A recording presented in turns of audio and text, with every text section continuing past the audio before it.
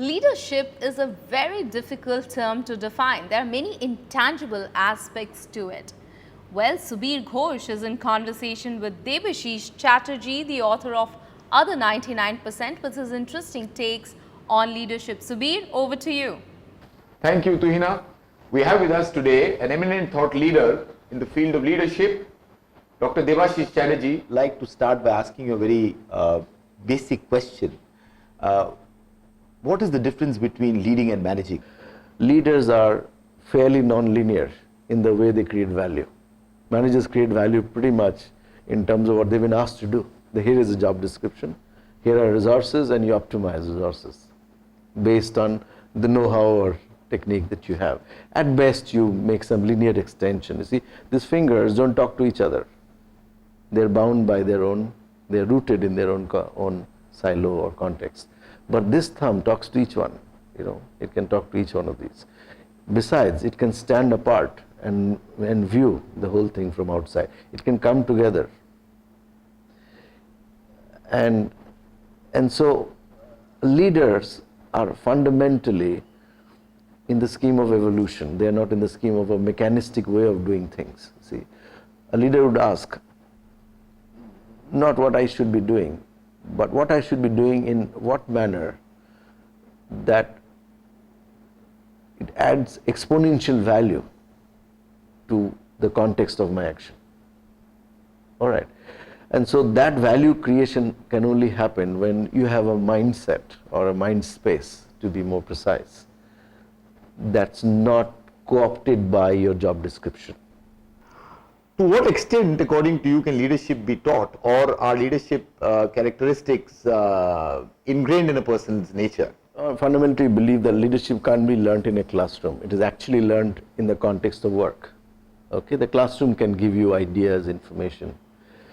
Now, if you ask me how far this can be taught, the answer to the question is, it can certainly be learned in a context. Now, I'm going to share with you a story that will make it abundantly clear.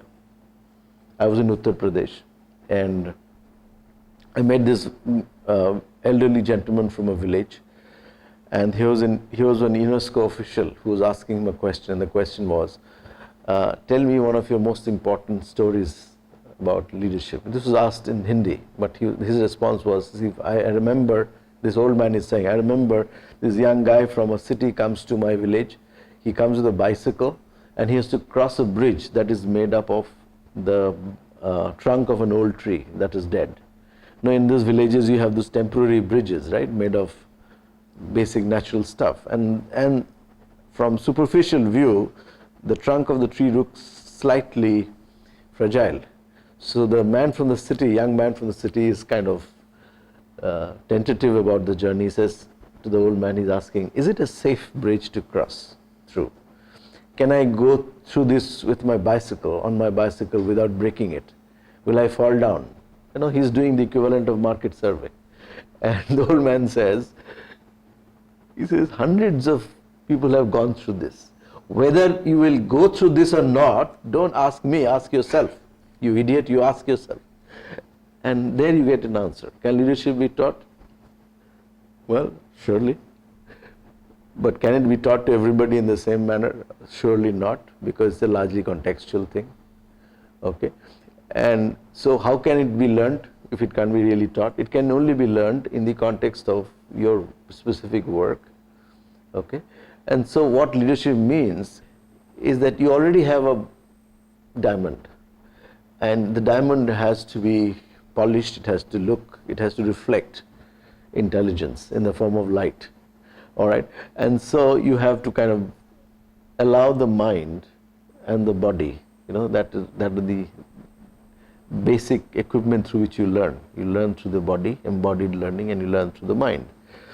And once you illumine the body, illumine the mind, and once you create new perceptions through the body, then leadership can be learned.